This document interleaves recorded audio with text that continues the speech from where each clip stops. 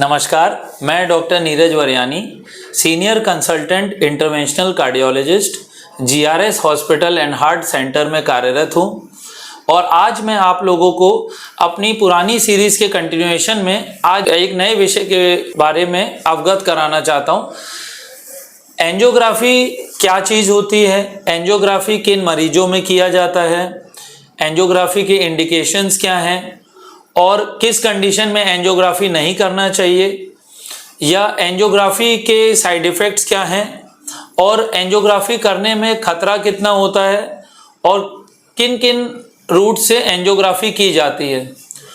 तो सबसे पहले क्वेश्चन पे हम लोग आते हैं कि एंजियोग्राफी किस चीज़ को कहते हैं। एंजियोग्राफी एक टेस्ट होता है, एक डायग्नोस्टिक टेस्ट है जो कि हम लोग हृदय के मरीजों में करते हैं।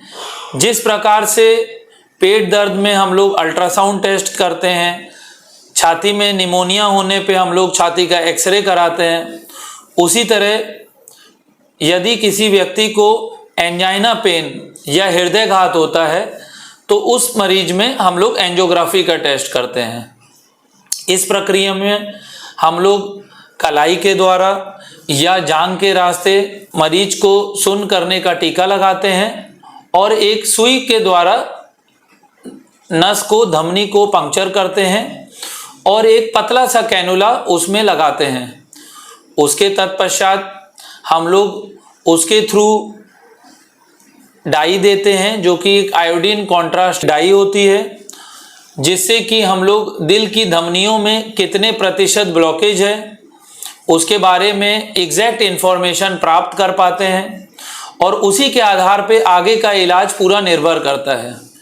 यदि किसी व्यक्ति का ब्लॉकेज परसेंटेज 70% से कम है तो उस व्यक्ति को हम लोग दवाइयों द्वारा इलाज कर सकते हैं और सफलतापूर्वक उसका इलाज किया जा सकता है दवाइयों के द्वारा।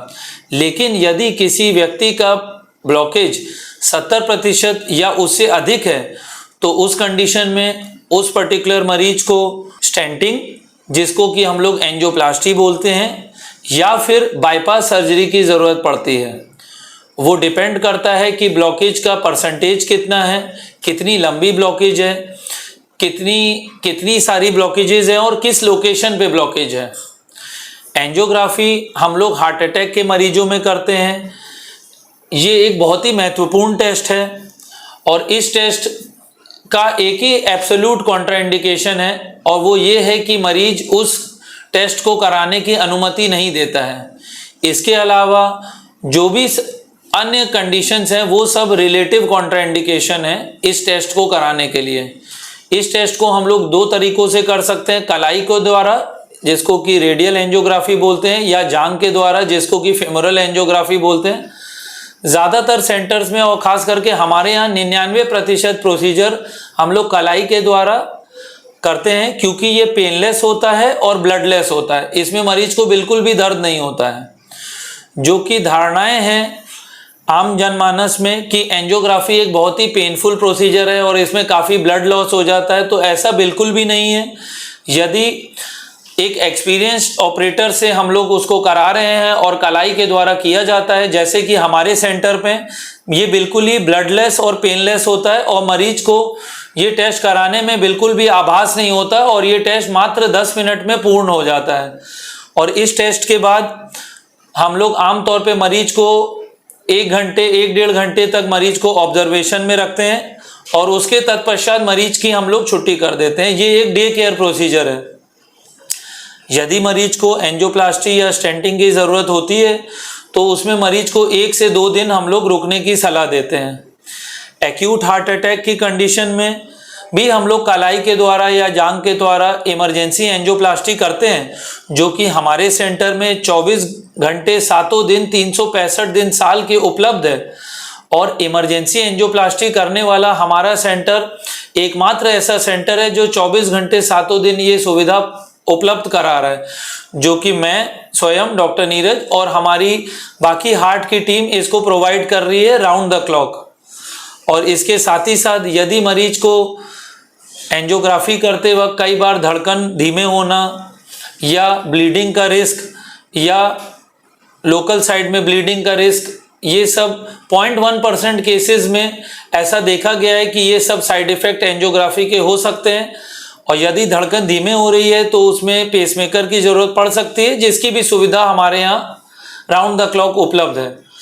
पर ये सारे साइड इफेक्ट जैसे मैंने बताया, ब्लीडिंग का रिस्क या कोई धड़कन खराब होने का रिस्क या बीपी लो होने का या छाती में दर्द होने का रिस्क, ये मात्र 0.1% है एंजियोग्राफी में। और यदि मरीज को स्टेंटिंग या एंजियोप्लास्टी की ज़रूरत पड़ती है तो ये रिस्क अराउंड 1% हो जाता है।